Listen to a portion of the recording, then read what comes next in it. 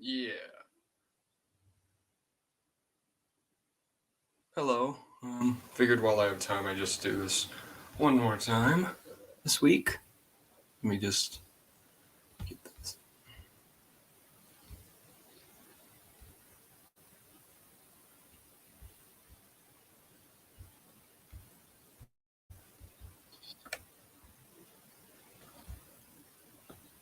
I'm just gonna wait for a second, and then we'll start.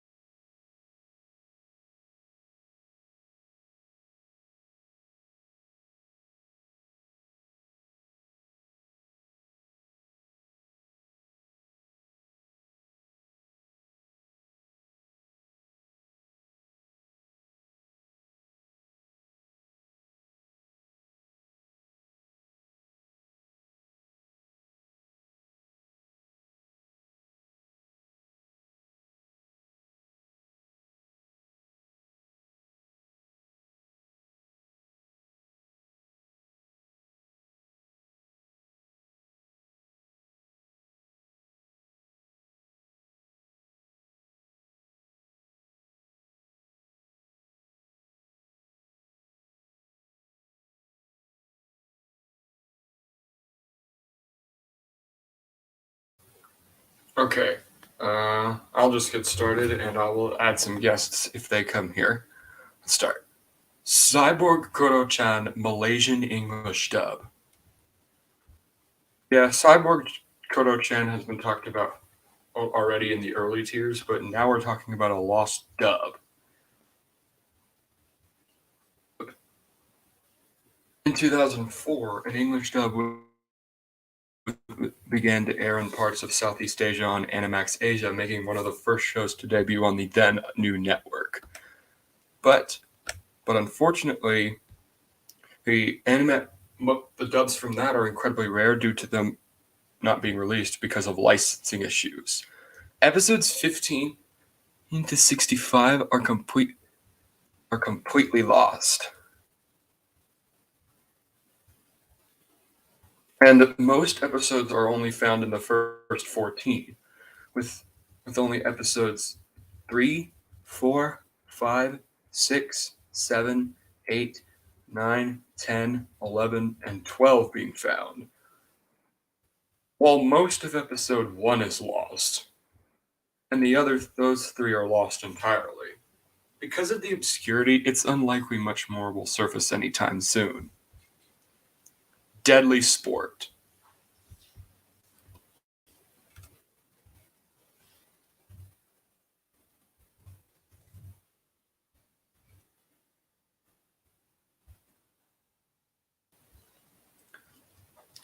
Deadly Sport is a cancelled arcade fighting game developed by Sammy.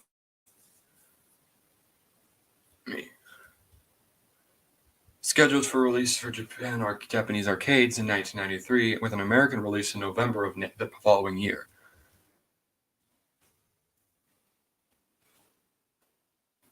While a ROM of the game is yet to resurface, a PCB of the game was reportedly on Yahoo Auctions, and around the same time, a flyer was also found. There is no footage of the gameplay, and it's unknown if this will ever see the light of day. Deep Kick.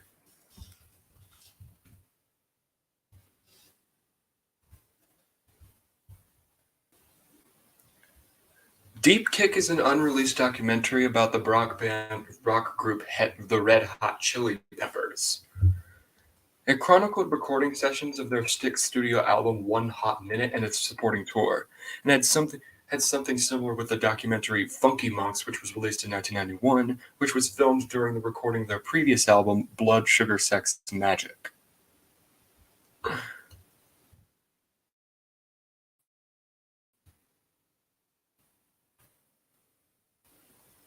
Plans to release the documentary were disbanded for unknown reasons, and in 1998, Dave Navarro left the group due to his drug use and musical differences, and original guitarist John Husciante rejoined. Only a few clips of the documentary survived, which doesn't even close to the full thing, and it's unknown if this documentary will be ever seen in full. Dilbert, unaired live-action pilot.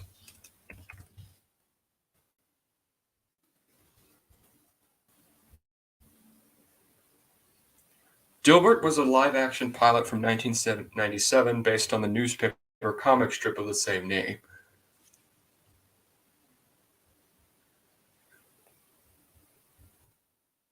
It was never aired, but it appeared in many newspaper articles and in the Advertising Age's 1997 TV season, a yearly report of all television shows in development for various networks. During a presser for the UPN animated Dilbert series, the creator of the comic, Scott Adams, further confirmation of the lost pilot by referring to it numerous times. He did not specifically who was cast in the pilot, but confirmed that Dilbert was played by an actor whom Adams quotes. Quote, fit for a starring role in a romantic film. It's unknown who he's referring to. In another interview, Adams talks about Dogbert, stating that it was an animatronic version that apparently looked like it was done on the cheap side. To this day, neither scripts nor images of the pilot have surfaced, and it's likely that nothing more will ever be known about it. Dink the Little Dinosaur Lost Episodes.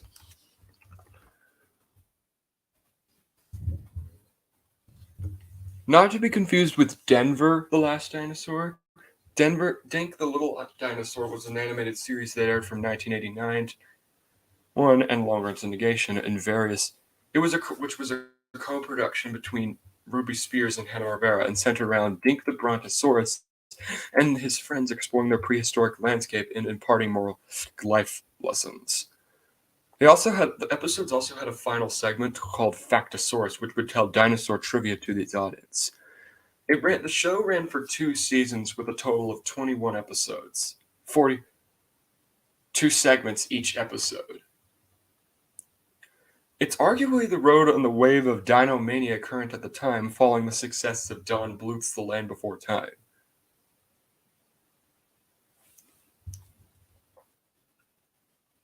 Some episodes were edited into straight-to-video movies, but the full show was mostly lost. However, on October 10th of 2017, Warner Archive released the whole series on DVD titled Dink the Little Dinosaur, the complete series. Making all the episodes available for public viewing, and you can now buy the series, I think.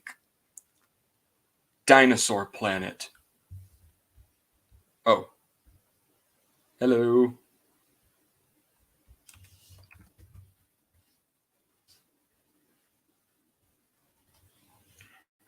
Dinosaur Planet was planned to be Rare's last game for the N64 and was presented at the E3 2000 straight. The concept was cancelled and was retooled into the GameCube title Star Fox Adventures, which released in 2002. It was the original version was an action-adventure game set in a world inhabited by dinosaurs and other reptilian creatures. And unlike the game it was originally worked into, which featured voice acting in a fictional dinosaur language in addition to English, it was entirely English. The gameplay focused on 2 separate characters, Sabre and Crystal. Both were fully playable and had sidekicks as well as specialized attacks, and the player would switch between them by standing on swap stones.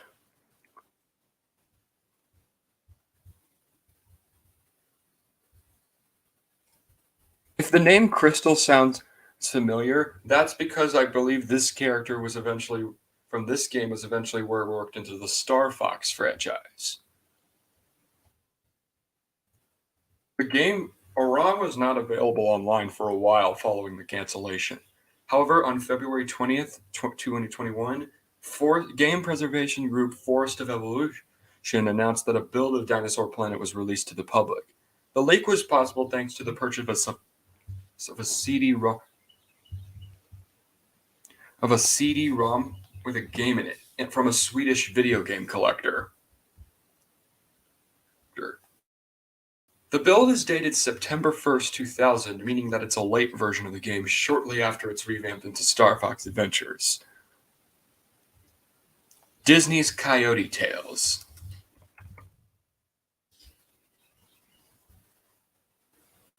Okay, this one is actually interesting.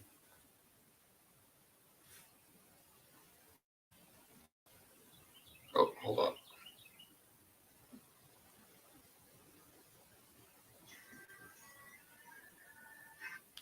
So, this was a TV movie directed by Robert Heath that aired on the Disney Channel in 1991.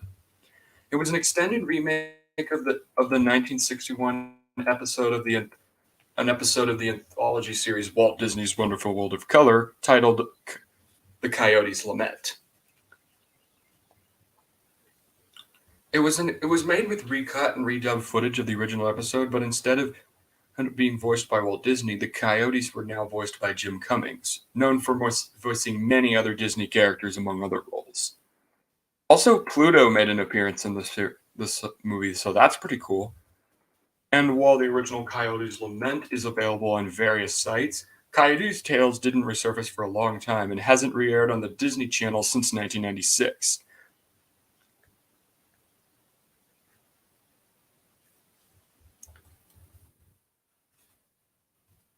In December of 2016, an unknown person uploaded a German version, a dub of the movie. And on August 2nd, 2017, a minute of the English version was surfaced via a camera recording from a user named TioDXE. It was tinily ripped and released on August 19th. However, it was taken down by Disney minutes later. Thankfully, the next day, he uploaded the full recording to Google Drive. Donkey Kong no Angaku Asobi. Now we're getting to the first of the three Donkey Kong lost media on here.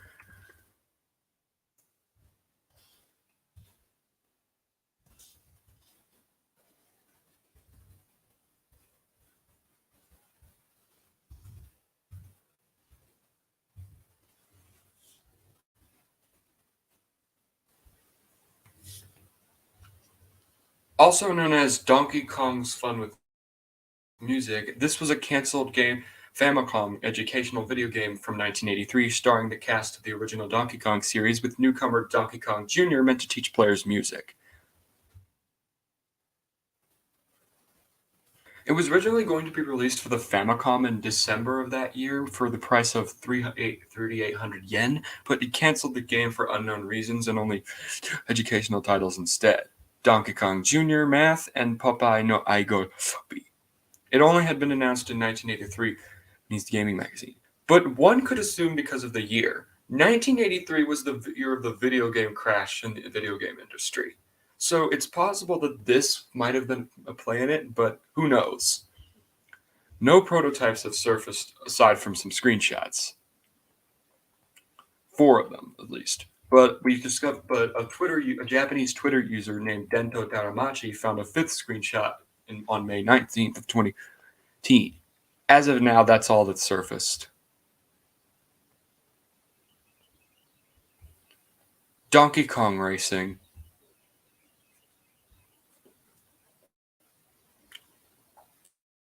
This was a canceled sequel to the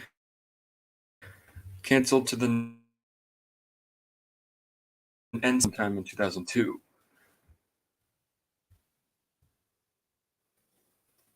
It was made its only appearance at E3 2001, where a teaser was shown in the trailer, but it never happened, and it was canceled after Microsoft bought out Rare. The game was planned to be reworked into another game called Saberman Stampede, which actually also ended up getting canceled. A few images of the is and the E3 2001 trailer has all that's online. No demos or prototypes are known to have survived, and it's unlikely we will ever see one.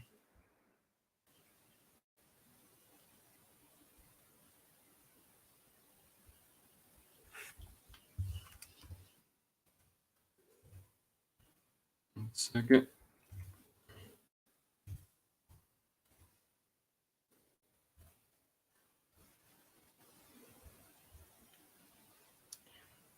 What's next? And finally, Donkey Kong coconut crackers.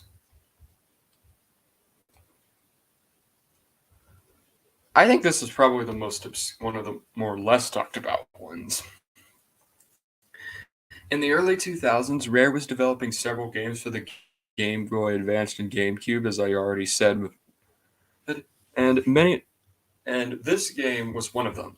It was a planned Game Boy Advance game, and that was planned to be a puzzle game. Donkey Kong would drop coconuts filled with paint, and the player must use this paint to make squares and rectangles. Kremlings occasionally show up and hinder the player's progress, and a player demo was made and demo videos were released. And like the last thing I talked about, this when Microsoft bought out Rare, it was canceled. The idea, and like Donkey Kong Racing, this was also reworked into a game. This one titled Mr. Pants. That's which, but unlike Saberman Stampede, this was actually successfully released in 2004. A playable demo has not been The demo has not been seen, and it's unlikely to see the light of day. Doraemon, first adaptation.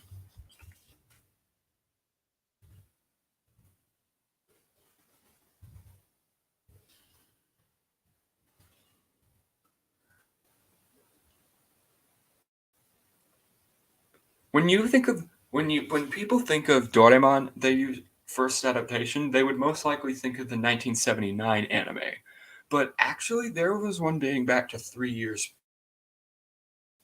years prior, in 1973,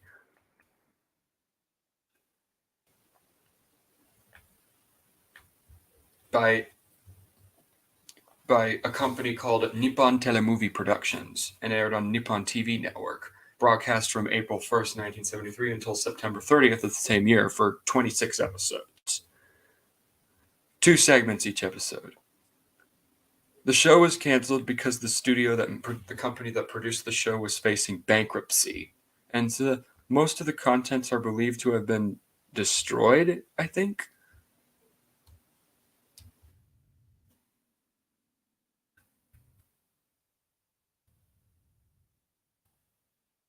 Some episodes, quite a few segments are known to still exist. Just, but I doubt the full series will ever be recovered. Dragon Ball and Dragon Ball Z CPC English dubs.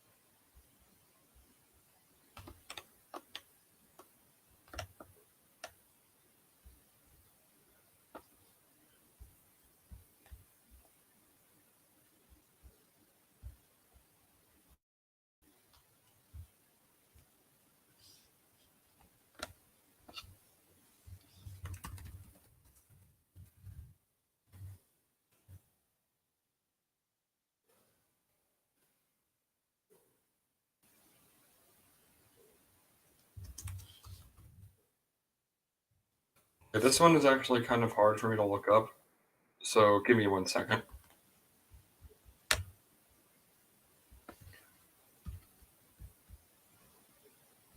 I think this is referring to the original. Hold up.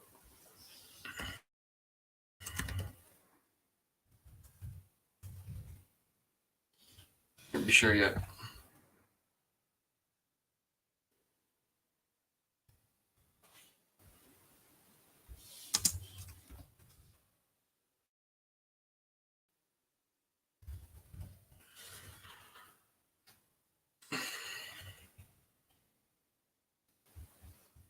Oh, here we go. Found it.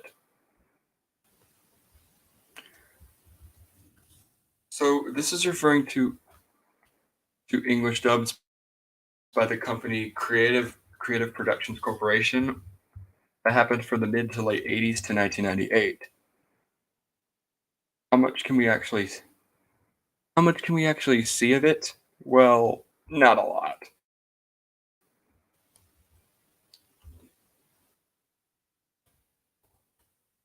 All that we have are are VHS rips of the two dubbed movies. These the end credits, and there was a trailer for the 10th, 11th movies, but those have since been The channel that uploaded that was terminated. Eagle Sam.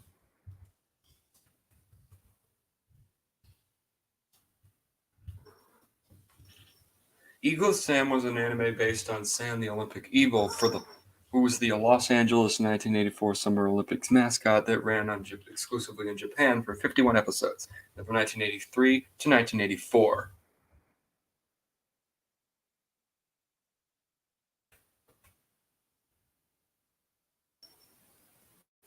Only one episode, along with a few promos, have surfaced.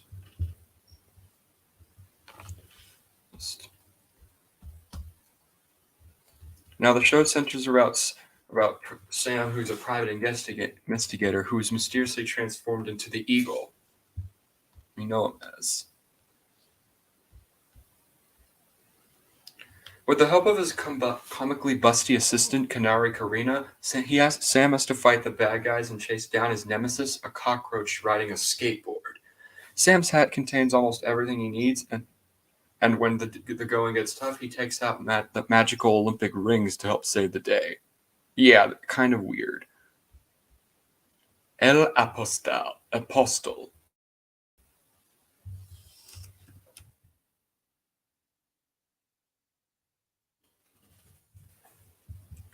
This is a 1917 Argentine silent black and white animated film directed, written, designed, and animated by Quirino Cristiani.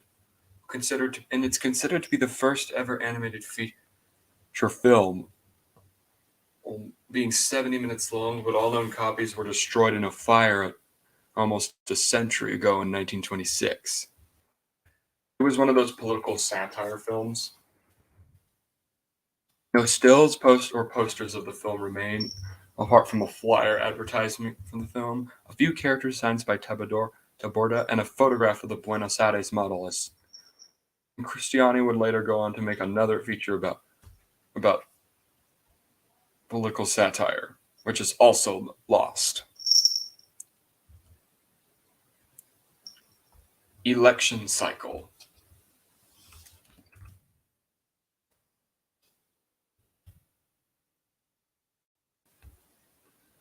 Election Cycle is a short comedy sci-fi film directed and written by Kyle Colligren, aka Owen Citizen, best known for the web series Brows Held High, where he reviews art house films.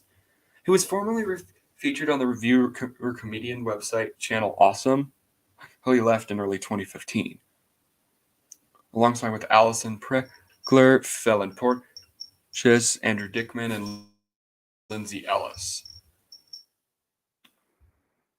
The film was made in a partial requirement of a college degree and Master of Arts in Film, while Colligan was attended the American University School of Communication. In order to make it, he started a Kickstarter campaign to raise the $9,000 budget. The campaign met its goal within a day and totaled $16,192. Colligan describes the film as this on a Kickstarter page. Washington, D.C., 2024. Jackson has been playing a losing game as the campaign manager for a senator's bid for the White House. Fed up with his gaffe-prone candidate, he has managed to get a hold of the latest prototype for a cutting-edge technology, a working time machine. During a key presidential debate, the manager, armed with the ability to jump back several seconds at a time, corrals his frustrated campaign staff to erase and revise potential gaffes before they become talking points. But as infighting mounts and personal interests get in the way, their attempts to control the dialogue begins to collapse in this satirical political science fiction story. It was supposedly screened in September of the same year, and people who donated were given the complete 22-minute film. 200 there are 218 people own copies. Barely any of them. The only footage is a 1-minute scene and a demo reel which contains clips as part of a montage. It's unknown if we'll release the full copy. Event Horizon unreleased 130-minute cut.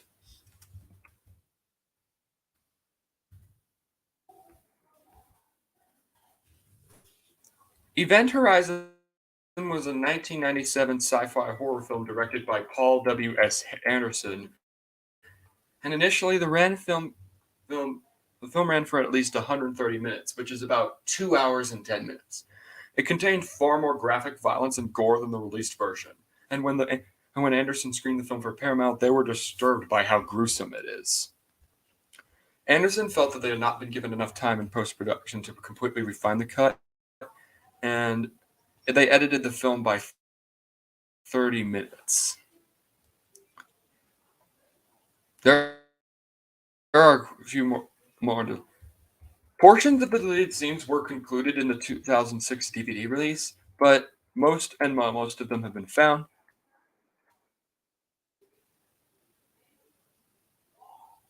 It's unknown if the rest of the deleted footage will ever see the light of day. Every Day album version.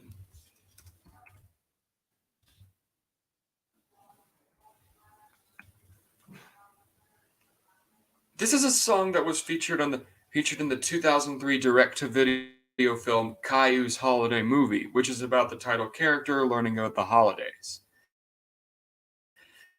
And around the same time, only available in Canada, which is where Caillou was made. It had 18 tracks in it. The last track being a song called Every Day, which was performed by the French artist Marilou. It was featured in the ending theme of the credits, and in 2010, UMG released the soundtrack from the movie on Canadian iTunes, which had the song, and removed it in 2014. DHX Media released the soundtrack that same year, but Every Day was not included. 3 versions are available online, but the version from the album was nowhere to be found. However, on December 20th, 2018, a YouTuber named OriginalsBoy11 uploaded a video containing the album version of the song on Every Day, and noted in the description that he had been looking at for 3 years, where it can still be viewed today. Fascination.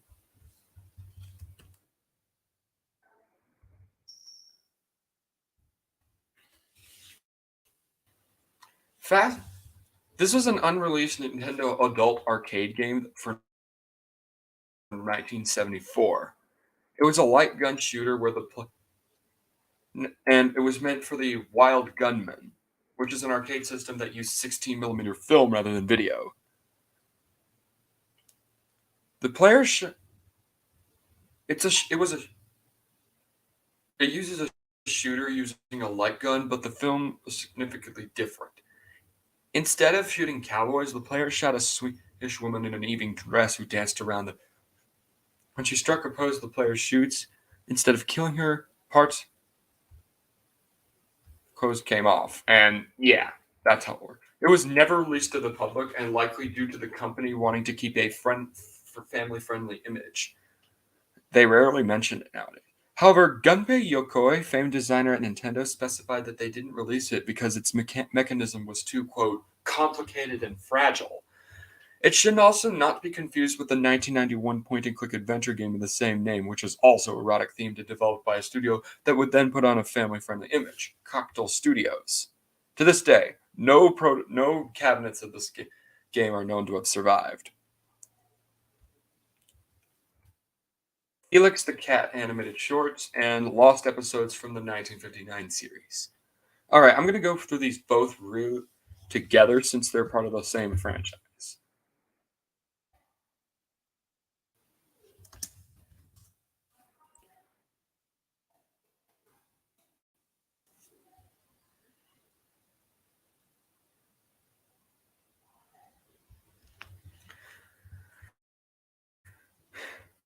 Felix the Cat was one of the first widely popular animated series created in 1919, and it popularized several animation tropes. And the shorts were released between 1919 and 1928,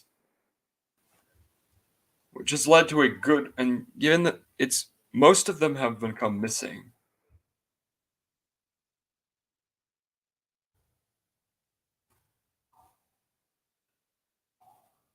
And while some of them have seen the light of day, it's unknown if the others will be seen. Next, we get to the 1959 series.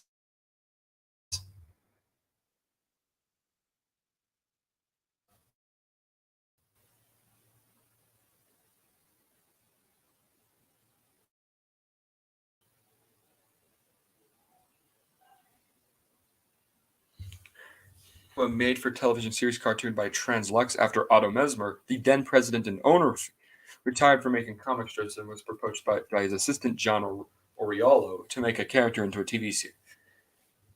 He gave Felix Oriolo gave Felix the traits that he's now well known for, such as his magic bag of tricks and his chipper personality. Episodes were divided into two parts, an opening and a closure, and the first episode started a story, while the next ended it. 126 were produced, but only the first 98 of them DVD, and only the first 72 were released in media. Some do have other dubs, but a few content is a bit of more content is still missing.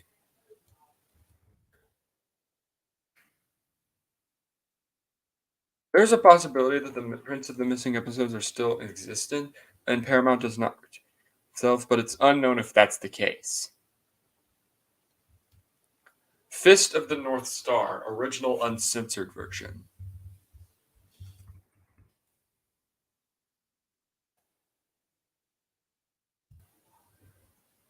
Fist of the North Star is a Japanese anime based on the manga, in which it had 152 episodes, ran from 1984 to 1988. In Japan, it was produced by Toei. Because of the manga's excessive violence, it was deemed unsuitable for Japanese television at the time. The series was censored. There was planned and an animated film, and an anime film was made in 1986. And the series tells the story of Kenshiro, a martial artist who wanders a post-apocalyptic Earth while fighting those who oppressed what is left of humankind, as he faces a continuing battle to maintain his status as the successor to Hokuto Shikken, an ancient Chinese assassination art, and perhaps one day finds his lost love, Yuri. There was an 1986, but the film was heavily edited to comply with censorship laws. And while a few deleted scenes have surfaced, the full thing has never been released and most likely won't. Foreverhood.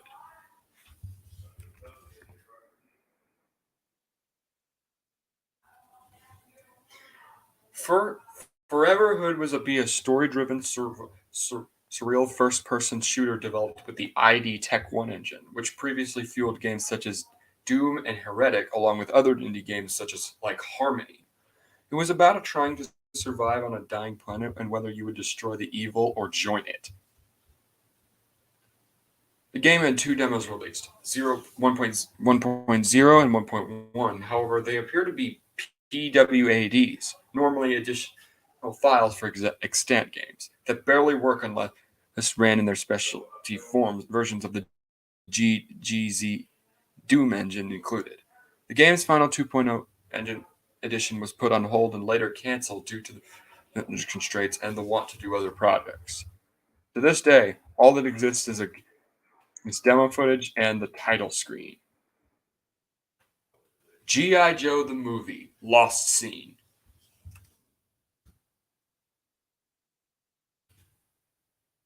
The 1987 G.I. Joe animated movie was originally supposed to have featured the death of iconic character Sergeant Duke Hazard, assassinated by the Cobra Emperor Serpentor in a moment. It was altered at the last minute, and where Duke goes into a coma instead. Even Inspired by this, the Transformers movie killed off Optimus Prime. And after the backlash that got, this was changed to where Duke goes into a coma. No actual animation was changed, only the usage of it was. And because it was far enough into production, the original audio might have already been recorded, but this isn't confirmed. Though I believe it was. If it was recorded, it's lost and is very unlikely to be found. Galaxy Boy Troop.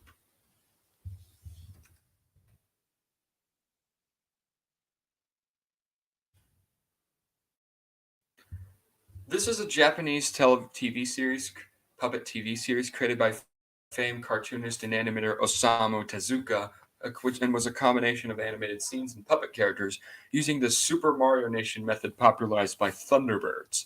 Airing on it ran from on it aired on NHK from April 7th, 1963 to April 1st, 1965 for 92 episodes. Only one full episode was survived, found in France with French subtitles. The story research seems to indicate that this episode is the 67th. The storyboard from episode 28 and animation sequences from episode 87 also exist, but there is no audio for the latter. It's very unlikely that the rest of the series will see the light of day. Gen Z, unreleased pilot.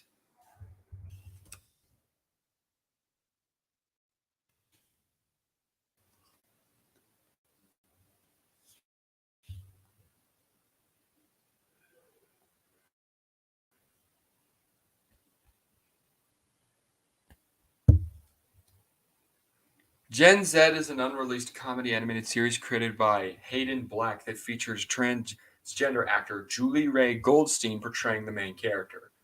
A 2-minute promo was released on YouTube on June 6, 2015, with an official release date. And after 5 years, no confirmation of the show's progress has been announced.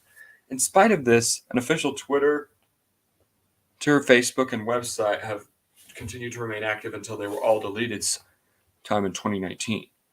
Months following the show's official YouTube channel released a Doritos advertisement that recycled animation from the previous promo.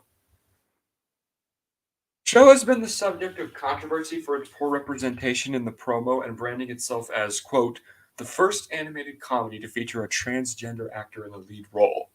The latest known footage of an episode was featured at the Long Beach Comic Expo, which presented The Cake is a Lie, which with incomplete animation, labeled as episode 00. The pilot hasn't seen the light of day.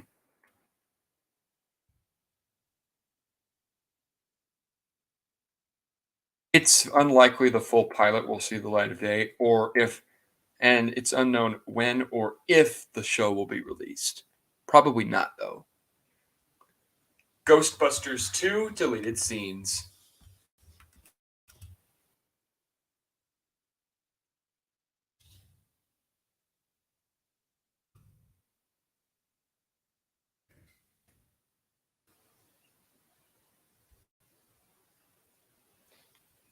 Ghostbusters 2 was the sequel to the 1984 supernatural comedy hit Ghostbusters.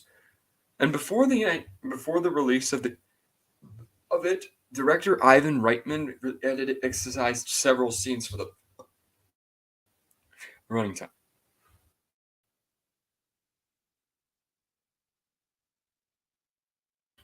There are way too many for me to list, so I'll have you just go to the Lost Media wiki page and you'll be able to find what they are. In 2013, a documentary filmmaker named Bradley Bjornstein began a Kickstarter campaign to create a documentary based on the lost scenes for the film, and even proposed possible raising money for an extended cut. However, with a $100,000 goal in a relatively short window of time, only about $1,600 was actually reached, and the goal was not met.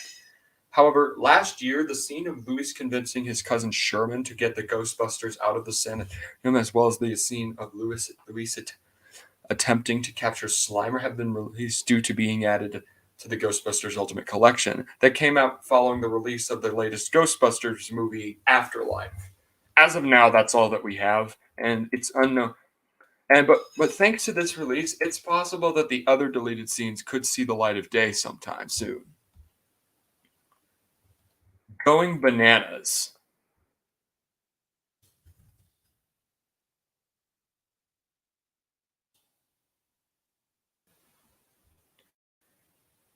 Going Bananas was a live-action superhero comedy series created by Len Jansen and Chuck Menville, produced by Hanna-Barbera, and aired on NBC from September 15th to December 1st, 1984, for a total of 13 episodes. The show centers around an orangutan named Roxana Banana, who escaped from the zoo and was adopted by the Cole family. One night, a mysterious spaceship comes down from the sky and endows Roxana with superpowers via a lightning bolt. Only a few Portuguese dub episodes and a promo, including several clips from the show, have surfaced. Though no English, however, the Portuguese dubbed one episode is now unavailable. No English episodes or other information have surfaced, however, and it's unlikely any more will surface. Gordon Blue, or Gordon Blech, I think. I don't know how you say it.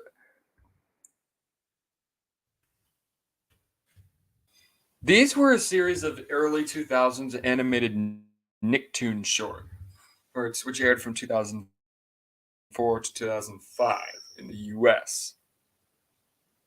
It's their claymation stop motion nature and it follows the misadventures of a claymation anthropomorphic green frog in a chef's costume, often facing mishaps by function equipment or a fly buzzing around the kitchen.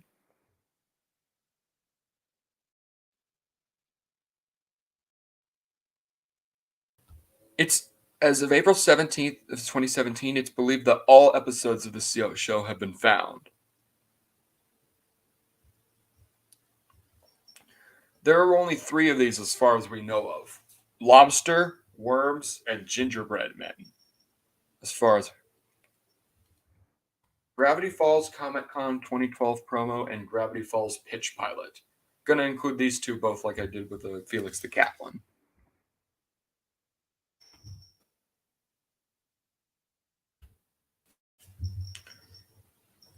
At Comic Con 2012, several then new shows and episodes of shows were being announced, with some shows even having sneak peeks, such as the at the time upcoming Gravity Falls. It was once on YouTube, likely, but was taken down, possibly due to copyright.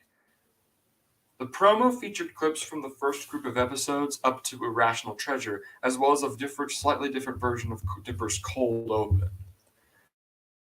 But on July 22nd of 2017, a YouTube user by the name of TGWTVHS 2.0 uploaded the promo onto his YouTube channel, saying, "I didn't record these. Someone posted them on YouTube at the time and downloaded them.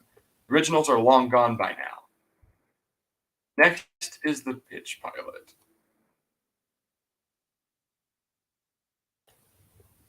Now, for the pilot, in 2010, the creator Alex Hirsch began working for what would become created a 12-minute pilot in Adobe Flash that would become the basis for the first episode, Tourist Trapped.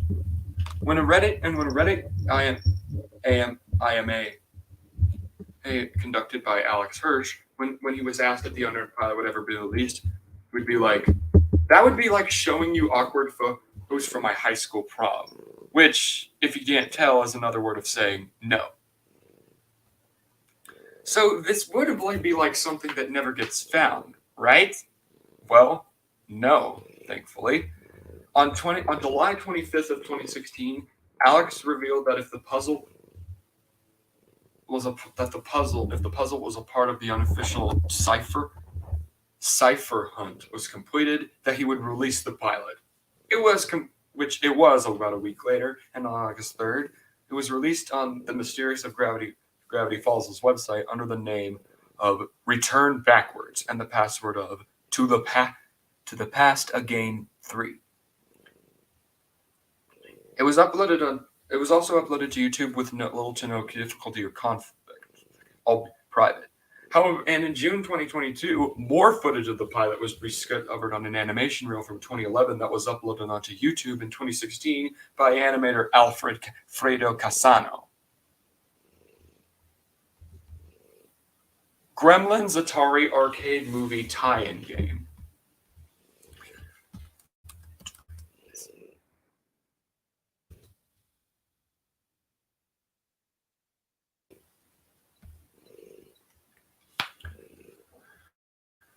This was a canceled arcade game based on the hit 1984 movie of the same name. The game would have included 3 segments. Playing as Lynn Petzler, you defend your kitchen against the gremlin onslaught. Playing as Billy Petzler, Billy, you melt gremlins using your flashlight outside in the streets. And as Gizmo, the game switches to a top-down view of the Mogwai driving his pink convertible throughout the Montgomery Ward department store, navigating through maze-like aisles, shooting obstacles until finally reaching Stripe in the fountain. There's no boss battle or boss fight. Players just go back to the first level with increased difficulty. The game was meant to be released back in 1985, but was canceled for unknown reasons. Minimal footage has been released online, and a few screenshots, as well as a draft and a complete development history of the game that was uploaded to Dailymotion, but no prototypes or other information of the game has surfaced, and likely never will. Heartbeat in the Brain.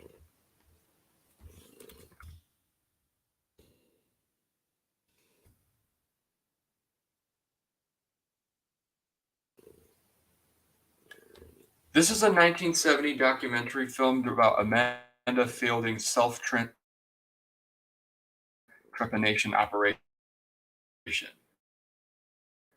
She's a British business and psychoactive in drugs such as cannabis, MDMA, LSD, and psilocybin, which she conducts through her non-profit organization, the Beckley Foundation. She's also an expert in the practice of trepanation, an anti-pseudo-medical procedure in which a small hole is cut out of the skull with the hopes of alleviating a variety of ailments or achieving a higher state of consciousness. These hypotheses have never been medically proven, nor is the practice recommended by doctors. After failing to find a doctor willing to perform the operation on her, Fielding, who was then 27 at the time, performed the procedure on herself. It was a collection of footage from the operation and of her pet pigeon, Birdie.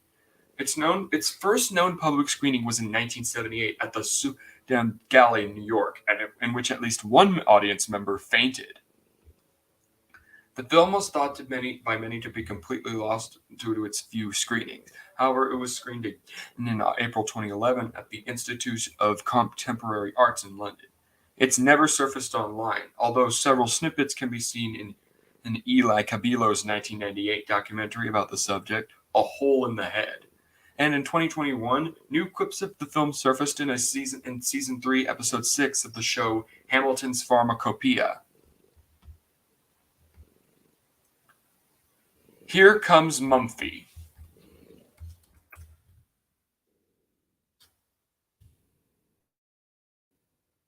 In 1975, Mary Turner and John Reed adapted the Mumphy books into a television series titled Here Comes Mumphy, using puppets to tell the story. Only half of an episode has been uploaded to YouTube in its original English, along with one episode dubbed in Persian. It also appears to be on a few children's CDs, and nobody knows why the show has never been re-released. Possibly due to the animated series in 1990s becoming more popular and making these older series dated. Interestingly, some plots of the 70 episodes, such as Things That Go Bang and Scarecrow's Instant Birthday, were recycled into episodes of the Britt Allcroft series, and Nero's personality was also used for the Black Cat character. Hero Man, English dub.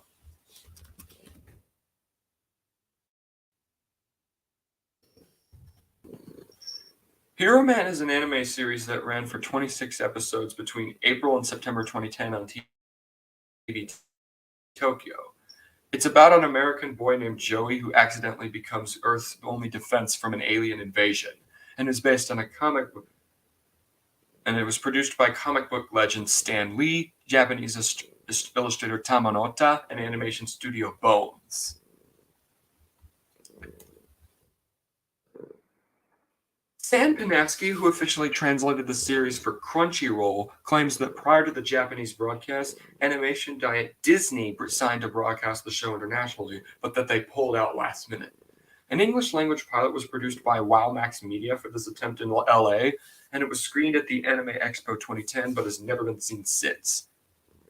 As Disney invested in the production of the show, it's unlikely any other entity could license it out. And due to Hero Man's failure in Japan and since the time since its debut, it's unlikely Disney will ever have a change of heart about its Western potential. However, on June 2018, two Disney XD show promos surfaced due to Ryujin Maiburu and Lost Media Wiki user Echo Fox. But that's all that has surfaced. Hi Hi Puffy Yami Yumi unaired pilot.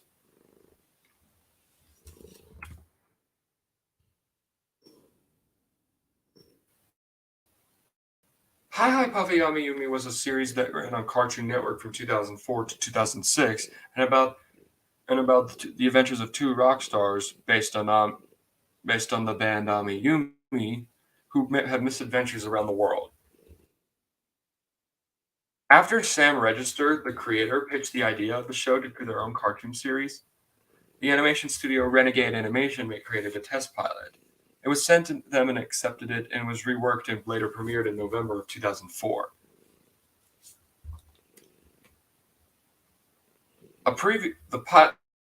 On April 5th, 2018, a user named Linkara uploaded the full pilot on Vimeo, and later apparently received it from the series director Daryl Van Sitters at request.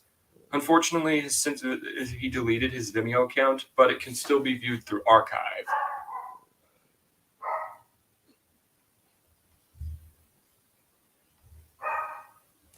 Hometown Girl.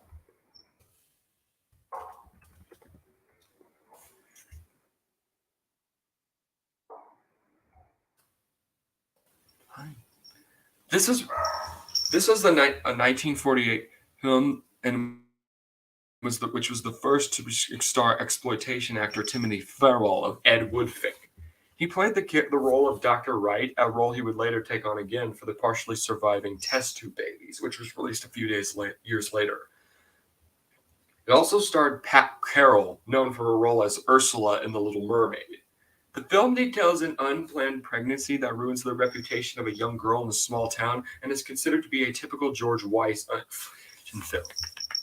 It was not made available in any known home video formats, and no surviving copies exist. In fact, very little information is available in general, minus a handful of publicity stills and posters.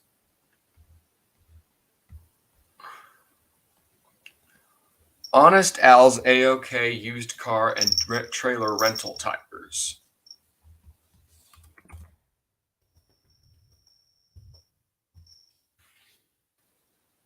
This is an 1978 TV special on ABC, airing on ABC in January 20th of 1978, intended to serve as a pilot for a comedy series. Here's the plot synopsis. When the Tigers, a youth league football team, lose, Honest Al, the owner of Honest Al's used cars and trailer rentals, becomes the team's new sponsor. The proposed series was to relate Al's misadventures as he tries to run a business and manage a group of kids. Other regulars are Franklin, his mechanic, Ethel, Frank's aunt, and the Moody, Doc, and Chicago. No known prints or stills of the special have surfaced, and all that we have is a newspaper advertisement. And it can be assumed that the show was never picked up. Hound Town.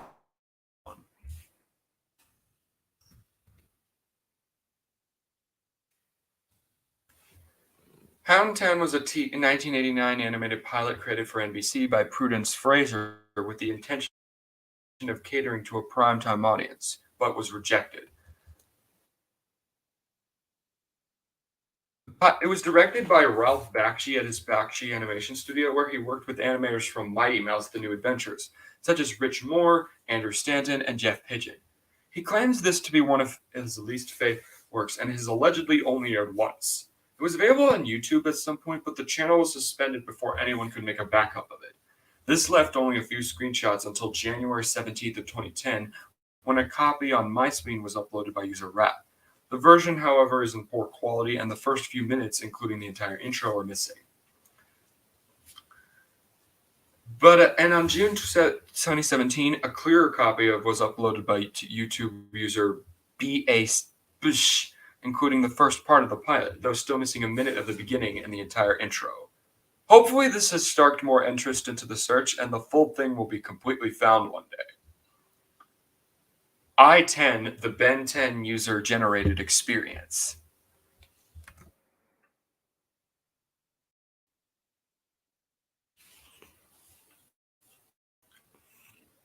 This was a Cartoon Network special that premiered on April 14th, 2008 during Ben 10 week, the transitional period from the original Ben 10 animated series to sequel Ben 10 Alien Force. It's a compilation of behind-the-scenes facts, sneak peeks for the sequel series, for fan creations, and other content. Although it was allegedly aired at least two more times on April 16th and April 18th, no actual recordings of the special had surfaced, with the only known footage being sourced from the original fan videos featured on it. Parties involved in the franchise, namely voice actor Yuri Lowenthal and a representative of Man of Action Studios, have been contacted but provided little to no information of substance as to how a copy of I-10 could be obtained, only confirming its existence. And sometime in 2018, user Larry Morris uploaded the entire special on Vimeo but was taken down. It was re-uploaded to YouTube, premiered on August 8th by user the same year by user ZHJDFGS, and can be viewed on Archive as well. Imp Incorporated.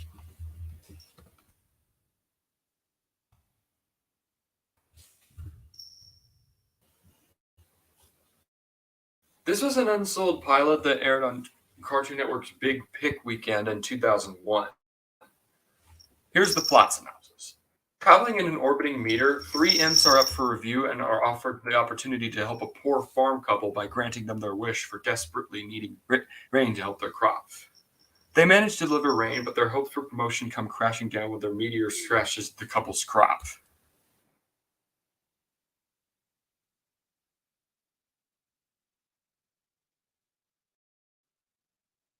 The only known source material was a small teaser of the cartoon. It would end on April 19th of 2016. After a year of a Spanish version was found, YouTube user Didi uploaded the pilot's entire with English audio after being contacted via email through his site by LMW users The Warden and Bootlegger. In the Distance.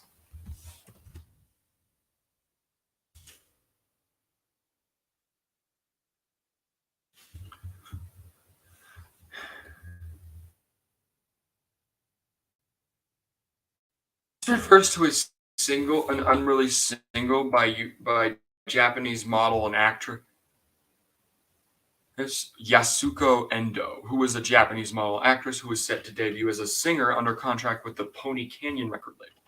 He was scheduled for release on May 1986, but however, on March 29th, 2 months before this happened, she took her own life by leaping off the roof of her Tokyo apartment building. Pony Canyon immediately canceled plans for the single release and reportedly destroyed all copies of their possession. As promotion was already underway for the single, as several magazines had printed reviews, it's likely that copies survived even if Pony destroyed the master copy and all unreleased pressings. However, any recordings of the single and the B-side have yet to resurface, and a cover of it was recorded by Tetsuo Sakurai, who produced the song for Yasuko and included it on his album Dewdrops. Sakura Sardish made a video about this, so yeah, you can check her channel out. In the Mind of the Damned.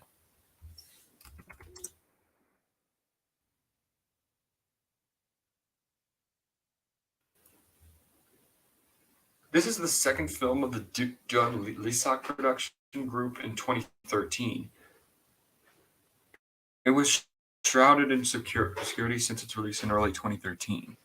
The group was best known for their Z-grade monster movie, The Melons, which gained popularity after being featured in a Cracked magazine article.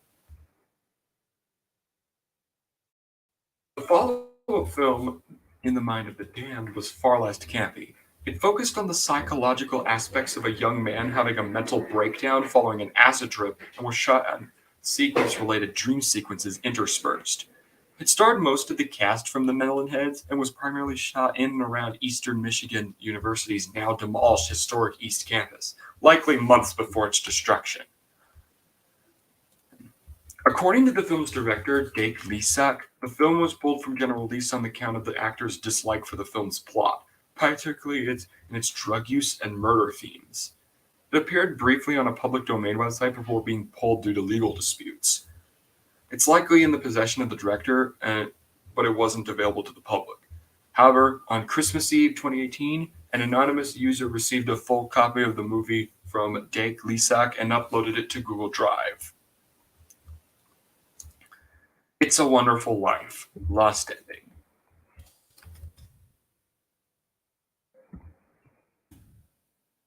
And It's a Wonderful Life is one of the most iconic classic Christmas movies of all time. It tells the story of everyman George Bailey, who struggles against every sort of bad luck to make things better for his family and his whole hometown, often sacrificing his own dreams for their good, but growing frustrated and despondent that he's not doing any good at all. And that famous clink, where an oddball apprentice angel shows him the terrible lives of those around him if he had never been born, leads to the finale where he reclaims his life, despite his problems with it, and finds that the good he has done is also appreciated by all those he has helped. It's a very classic movie. However, the last scene shows the clown coming to George's rescue in a big way, but this is not the original. This wasn't originally meant to be the last scene. Uh,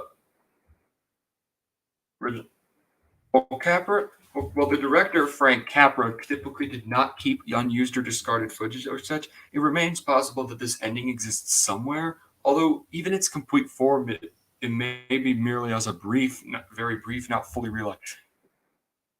Saturday Night Live did an irreverent take on what this ending might have looked like, which is available on Dailymotion. Jimmy Neutron Boy Genius movie promotional TV shorts.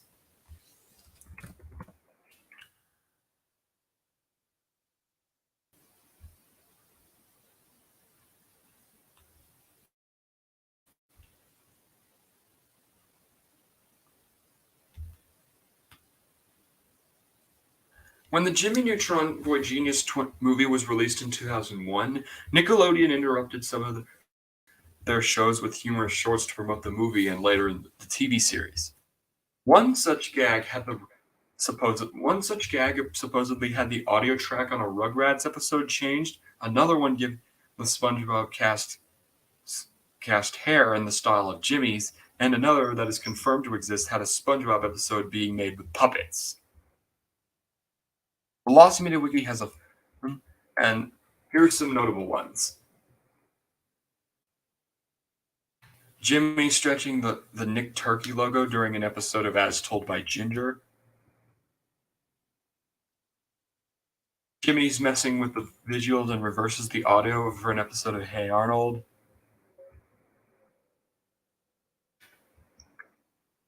And Jimmy uses one of his inventions to blow up the Nick logo. Yeah, you get what I mean. It's said that most of these have been accounted for, but a few still being lost.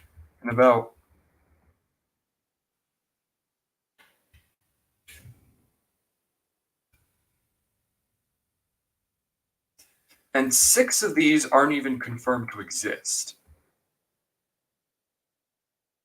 There are about 25, and the ones that we know are lost. It's 4 are lost completely.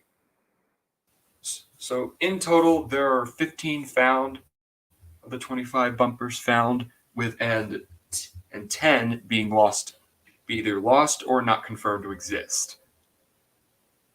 Hope if anybody recorded these back in the day, please upload them online. JoJo's Bizarre Adventure, Phantom Blood. I'm not going to go too deep into this because it's been talked to death now. But basically, this was a film based on the manga, based on the popular manga JoJo's Bizarre Adventure. The film apparently did had a very bad got very bad reviews, and was never released.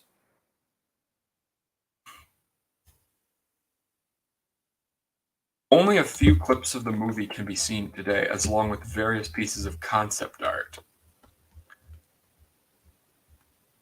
Someone was able to make a reconstruction of the film using what they had, but you can tell it's not the full thing.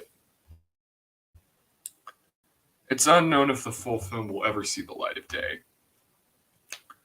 Kaiden Semushi Otoko original audio.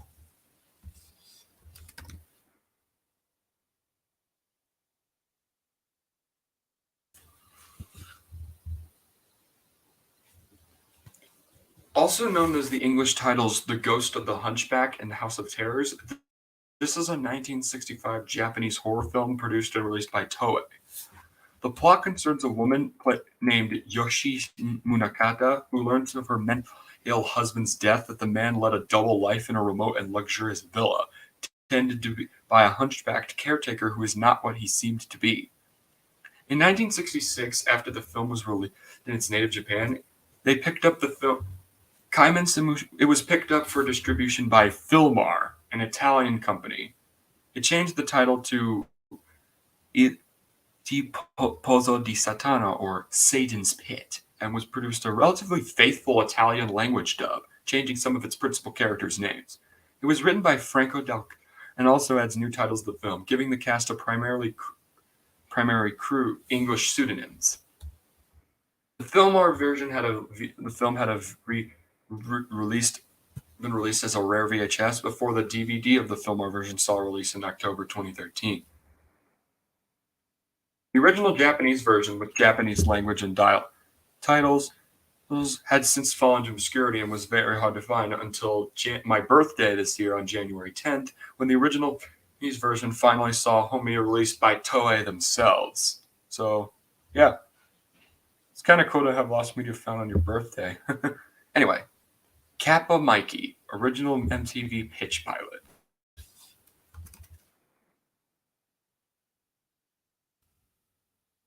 Okay, so there are two pilots, so I might as well combine the two into one. So Kappa Mikey was an animated comedy series that's aired on Nicktoons Network from 2006 to 2008. It's centered around a teenage American male named Mikey Simon who wins a trip to Japan to star in an anime series named Lily Moo, and basically parody an anime, which can be very, very funny for some, but probably offensive to others. Some fans, it's since become somewhat of a cult classic, but some are aware of that it was originally pitched to MTV. It was geared towards all audiences, but the original had the same parts, just with more adult humor. In July of 2017, the series executive producer Sergei Aniskov uploaded the full pilot onto the MTV pilot to his YouTube channel. It's in low quality and has temporary voiceovers and music in the pilot, but it's still found. Oh, and on March 29th, 2018, a YouTube user named Team Not Crash uploaded a second pilot that originally aired on Nicktoons. And the show's creator was confirmed that this was actually real. And it used a different art style and voice cast from the MTV pilot. So both pilots are now available to see. King George. Hold on.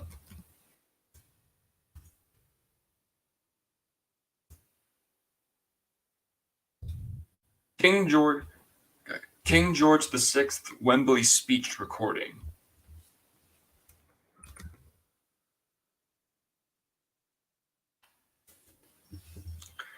King George VI of England was the reigning monarch of the British Empire during World War II and for a few years after, and was famous for having a very bad stammer, which is a stutter, which is different than a strut, which causing him to get a word out, which him struggle to get out a word entirely, which made him incapable of performing many speeches during his role of Duke. He started getting speech therapy from Lionel Lugg and started working on past his stammer to deliver some of the most famous wartime speeches during the war. And while many of his speeches survive, many of his pre-reign speeches are missing. The most famous is his 1925 Wembley speech, in which he stammered so badly it literally took him hours to get through. It was an ordeal for both him and the audience, and while nobody seeks out the speech for the sake of laughing at him, it's considered important fame for a frame of reference. Short recreation of the speech was made for the opening to a 2010 movie called The King's Speech, in which Colin Firth played the role of King George. Firth would go on to win Oscar for Best Actor, and the movie itself won Best Picture. Beside this, so we can at least have a decent portrayal of what the speech could have had. And besides this, there's little that can be seen or heard of it, and it's very unlikely to see the light of day. Kirby Bowl 64.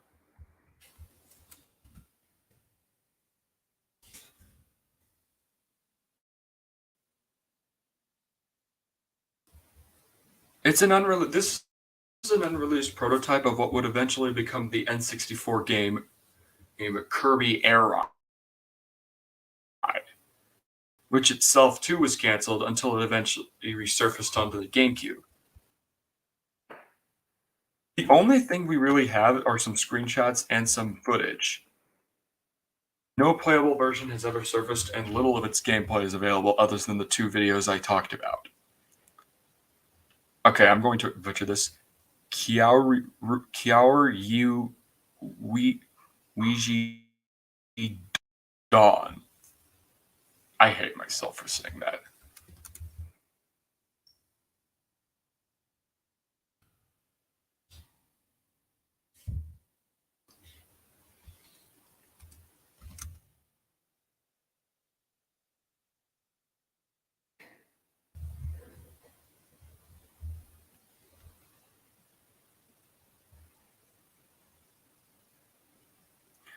Also known as just Dawn or Dinosaur Prince Dawn, is a canceled 1994 Super Famicom RPG action side-scrolling game that was being developed by Taito.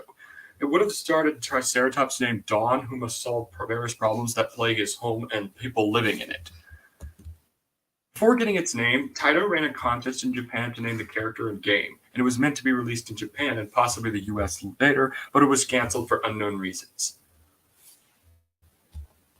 All that has surfaced are magazine articles, no gameplay footage. Le Coucher de la Marie.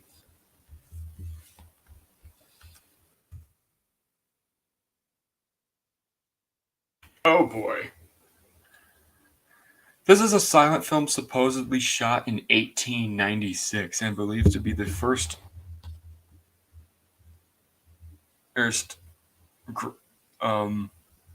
lewd film ever made. All that remains of the 7-minute film is the first minute and 30 seconds, which the Wikipedia article states includes merely foreplay. Few references to the film can be found despite being the first of its kind. It's very unlikely the full film will see the light of day, considering it's over a century old. Le Cateau sous la gorge. That was...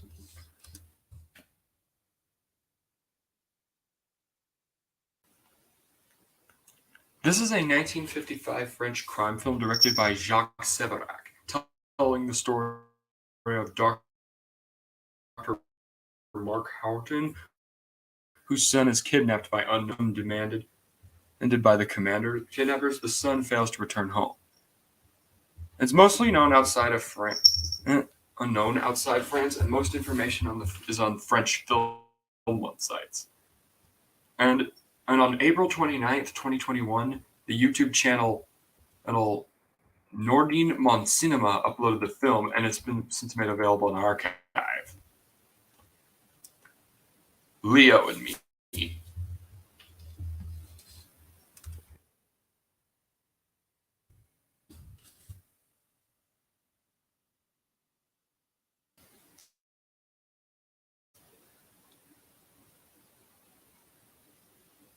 Leo and Me is a Canadian sitcom filmed in the late 70s, but wasn't properly aired until 1981.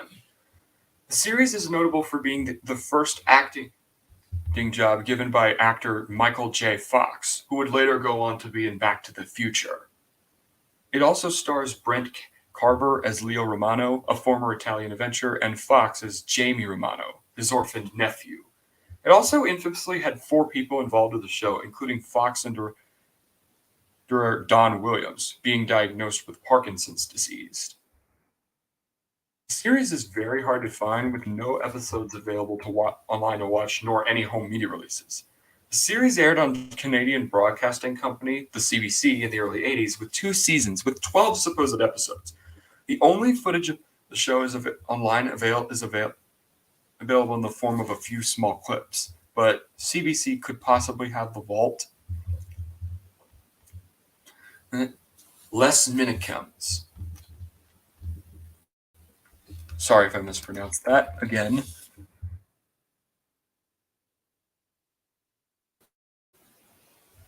This was a puppet kid show block that aired on the French channel France 3 from 1993 to 2002. Featured a wide cast of puppet characters who were caricatures of French celebrities, but shown as young operatives at a TV station. It was very popular and has a puppet style similar to that of Lazy Town. And most of this has been found, but a good portion is still lost. But in 2017, a reboot of Les Minicums. Hopefully more of this gets found, and this search is pretty much unknown outside of France. Lift to Experience recordings.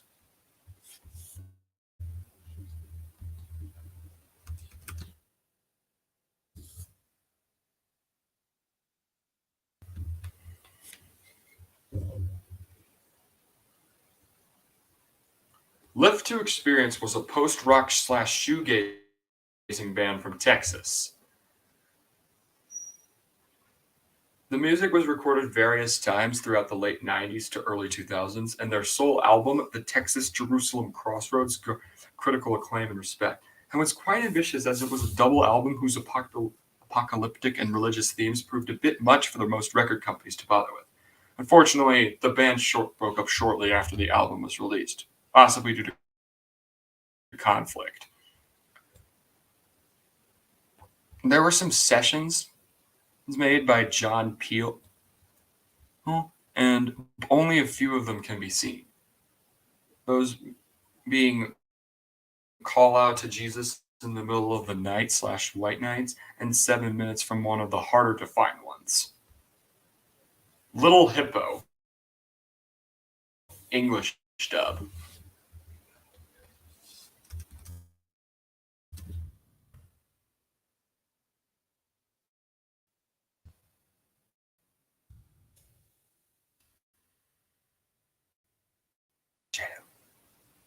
Also, this was a French animated TV series intended for young audiences, airing in the late 90s. And there was an English dub that aired. Television is, but no footage was found of it. Though television listings exist for an English dub that was shown on the UK Disney Channel circa 1998 and has only been rarely seen.